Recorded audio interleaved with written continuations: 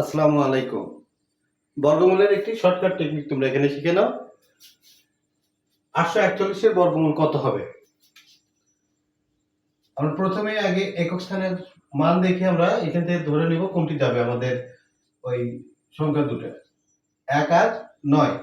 এরপরে 2 গুণন 3, 2 হলো এই 8 এর কাছাকাছি সংখ্যা 4 এর বর্গমূল, আর 3 হলো 1 এর চাইতে 2 এর চাইতে 1 বড় বেশি। তাহলে 3 দুগুণ 6।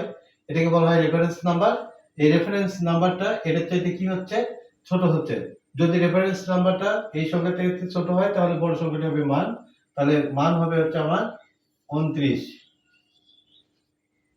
এরপরে এখানে আসো 56 হলো 6, এখানে 4 আর 6, আর এটার কাছাকাছি বর্গমূল 3। তাহলে 3 গুণন 4 সমান 12। এটি এই সংখ্যার চাইতে বড়। যদি বড় হয় তাহলে আমরা ছোট সংখ্যাটি লিখবো 34। তারপর আছে 6, এটাও 4 আর 6 হবে। এর কাছাকাছি হলো 8, 8 নং 72, 72 এটার চাইতে হচ্ছে ছোট।